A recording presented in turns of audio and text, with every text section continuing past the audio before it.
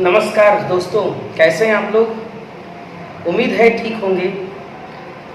आज आप लोगों के बीच मैं class 12 NCERT CBSE math book के एक टॉपिक लेकर खड़ा हुआ जिसका नाम है मैट्रिक्स आव्यूह के बारे में आप लोग जानते होंगे, सुने होंगे। अगर नहीं जानते हैं तो आज जान लीजिए। इससे पहले हम लोग मैट्रिक्स और मैट्रिसेस पढ़ चुके हैं, तो चलिए आज आप लोगों का परिचय आव्यूह से कराते हैं। वास्तव में ये आव्यूह है क्या चीज़।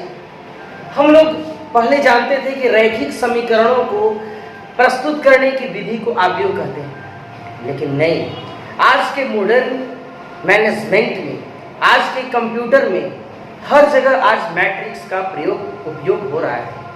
चलिए आपको एक उदाहरण देते हैं। जैसे मैंने एक एग्जांपल लिया है, एक आव्यूह है मेरे पास, let A is equal to, यहाँ एक मेरे पास आव्यूह में पहले आपको जानना होगा कि पंक्ति कितनी है, स्तंभ कितने हैं। पंक्ति को हम लोग रो बोलते हैं, रो, और उसे R से सूचित करते हैं। स्तंभ को कॉलम बोलते हैं और उसे C से सूचित करते हैं। यहाँ मैंने एक उदाहरण लिया है।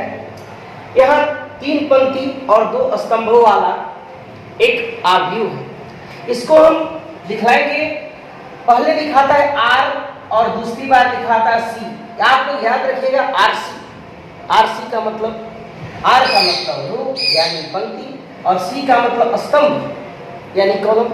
तो कहने का मतलब यह मेरे पास पंक्तियां, इसमें कितनी होगी 1 2 और 3, और ये 1 और ये 2, यानी कहने का मतलब 3 पंक्ति और 2 स्तंभ वाला यह एक आव्यूह है। चलिए एक और उदाहरण लेते हैं। हम देखते हैं सबसे पहले आव्यूह को जानते हैं। मैट्रिक्स, कभी कभी भ्रांतियां होती हैं मित्रों, मेरे स्टूडेंट्स, कि आव्यूह सर होता क्या है। आव्यूह कुछ नहीं है, एक जस्ट रिप्रेजेंटेशन, आपके समीकरणों का एक लेखा जोखा है। हम देखिए A11 यानी पहली पंक्ति पहली स्तंभ, A12 पहली पंक्ति दूसरा स्तंभ, A13 इसी तरह हमने 3 गुने 3 का एक आव्यूह लिया है, मैट्रिक्स लिया है। अब हम उसी तरह एक और एग्जाम्पल लेते हैं। B11 B12 B13 B21 B22 और B23। यहाँ पर पंक्तियां कितनी हैं? यहाँ पर पंक्ति R1 और यहाँ पर पंक्ति R2। यहाँ पर मेरे पास 2 पंक्तियां हो गई, लेकिन स्तंभ कितने हैं? C1 C2 C3। यानी सर आपने बताया, आप लोगों के मन में विचार आया होगा कि सर आपने बताया कि पंक्ति कितनी, तो इसमें पंक्तियां 1 और 1 2 यानी 2, स्तंभ कितने 3, यानी यह 2 गुने 3 कोटि, इसे कोटि बोलते ऑर्डर, 2 गुने 3 कोटि का यह एक आव्यूह हुआ। आव्यूह के पाठ में घुसने से पहले, उसमें इन करने से पहले मित्रों, मेरे छात्रों, सबसे पहले हम जानेंगे कि आव्यूह होता क्या है, उसके प्रकार कितने हैं। तो अभी मैंने आपको इंट्रो कराया कि आव्यूह क्या होता है। अब हम लोग आव्यूह के प्रकार के बारे में जानेंगे। आव्यूह के प्रकार बहुत सारे प्रकार हैं। अभी हम कुछ प्रकार को पढ़ते हैं। जैसे ये पहला स्तंभ आव्यूह, जिसे हम कॉलम मैट्रिक्स भी कह सकते हैं। कॉलम मैट्रिक्स में क्या होता है? एक स्तंभ होता है, एक स्तंभ होता है। यहाँ देखिए एक एग्जाम्पल मैंने लिया, इसमें ये जो संख्याएं यहाँ वर्णित है तो एक स्तंभ के रूप में। दूसरा होता है पंक्ति आव्यूह, इसमें केवल पंक्ति रो रहेगा, यह पंक्ति आव्यूह है। इसके बाद हम पढ़ेंगे, हम लोग अगला मैट्रिक्स के प्रकार को जानते हैं। तो ये देखिए वर्ग आव्यूह, अभी हमने 2 मैट्रिक्स पढ़ा था, उसके 2 प्रकार को। अब हम पढ़ते हैं वर्ग आव्यूह। तो वर्ग आव्यूह कैसा होता है? वर्ग आव्यूह में यही होता है कि इसमें जितनी पंक्तियां होती है उतने ही स्तंभ होने चाहिए। इसमें देखिए, इसमें 3 पंक्तियां हैं और 3 ही स्तंभ हैं। 3 पंक्तियां 3 ही स्तंभ, ये 3 गुने 3, यानी यह एक वर्ग आव्यूह हुआ, जितनी पंक्ति उतना स्तंभ। अब हम अगला पढ़ते हैं विकर्ण आव्यूह, इसको अंग्रेजी में बोलते हैं डायगोनल मैट्रिक्स। ये डायगोनल मैट्रिक्स क्या है? इसमें जो डायगोनल्स है हमारे, जो विकर्ण होता है, जैसे आप लोगों ने वर्ग में पढ़ा होगा, आयत में पढ़ा होगा, तो वर्ग और आयत में जो डायगोनल्स होते हैं इसका वैल्यू होगा, बाकी जो भी उसके कंपोनेंट्स है, बाकी जो भी उसके अवयव हैं उसका वैल्यू 0 होगा, इसलिए इसको बोलते हैं डायगोनल मैट्रिक्स। आगे हम लोग पढ़ते हैं अदिश आव्यूह यानी स्केलर मैट्रिक्स। स्केलर मैट्रिक्स क्या चीज है? इसमें जो डायगोनल्स होंगे वो इक्वल होंगे। डायगोनल्स क्या होंगे? इक्वल होंगे। बस जिसके डायगोनल इक्वल हो उसको हम लोग अदिश आव्यूह कहते हैं। चलिए आगे पढ़ते हैं very very important identity matrix. इसमें आइडेंटिटी मैट्रिक्स में हर बार बच्चों को आता है सवाल बनाने के लिए, तो आप लोग कैसे जानिएगा? आइडेंटिटी मैट्रिक्स में आपका जो भी डायगोनल का वैल्यू होगा सिर्फ 1 होगा, बाकी उसके rest components will be 0।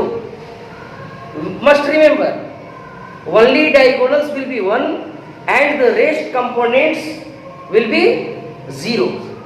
Now we shall solve some examples.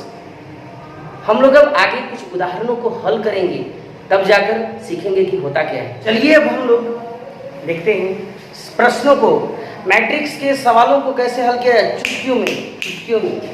यहाँ देखिए एक उदाहरण है, जैसे ए एक मैट्रिक्स दिया हुआ, इसमें हमें ज्ञात करना है आव्यूह की कोटि, इसमें कंपोनेंट्स के नंबर कितने हैं, उसके कौन सा कंपोनेंट कितना, अरे कुछ नहीं है, बस जस्ट देखना और क्या मजा आ जाएगा।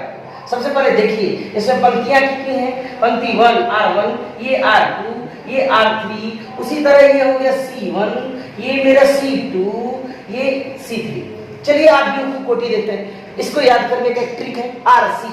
क्या चीज? RC। रो कितने हैं? 3, कॉलम कितने हैं? 4, यानी आव्यूह की कोटि 3 × 4, दैट्स आंसर। अवयवों की संख्या 3 × 4 यानी 3 चौके 12। अब हम लोग सीखते हैं, यहाँ कुछ ज्ञात करने के लिए बोला है। क्या ज्ञात करने के लिए बोला है? A11 ये मेरा रो, ये मेरा कॉलम, तो पहली पंक्ति और पहला स्तंभ, पहली पंक्ति थी ये हुई और ये इसका स्तंभ पहला ये हुआ यानी 2। फिर बोला दूसरी पंक्ति पहला स्तंभ, तो दूसरी पंक्ति तो ये मेरा हुआ और उसका पहला स्तंभ में ये यानी 35। अब उसी तरह तीसरी पंक्ति तीसरा स्तंभ, ये जी। अब आप बताइए तीसरी पंक्ति तीसरा स्तंभ, जल्दी बोलिए। बिल्कुल सही, तीसरी पंक्ति तीसरा स्तंभ, तीसरी पंक्ति तीसरा स्तंभ यानी -5। इसी तरह ये दोनों को आपको हल करना है। आपको इसे हल करके मैसेज जरूर करेंगे। अगर मैसेज किए मैं समझ जाऊंगा कि आपको आता है। चलिए एक सवाल हल करने का प्रयास करते हैं। यहाँ देखिए ये मेरा क्वेश्चन है, बोला कि find the value of x and y, what will be, क्या होगा? कुछ नहीं यार। देखिए यहाँ पर हम इसमें देख रहे हैं ये 2 × 2 का है, ये भी 2 × 2 का मैट्रिक्स है। अब इसके यहाँ पर सबसे पहले देखिए तो कहाँ पर समानता है, कहाँ पर विषमता है। समान चीजों को हम सबसे पहले परखते हैं। 5 अरे इक्वल है यहाँ पर, यानी x का मान, यानी इसको हम करेंगे समान पदों की तुलना करने पर, समान पदों की तुलना करने पर यहाँ देखिए x का वैल्यू x के स्थान पर यहाँ 1 है यानी x का वैल्यू 1, यहाँ 4, तो यहाँ पर पहला पंक्ति पहला स्तंभ में y यानी y का मान 1, और यहाँ पर 3 और यहाँ पर दूसरी एक पहला पंक्ति और दूसरा स्तंभ यानी z will be 3, that's your answer. इसी तरह आप ट्राई करते रहे। मेरा YouTube चैनल आप जानते हैं ना, math and science by Arpan sir, देखते रहे। Thank you.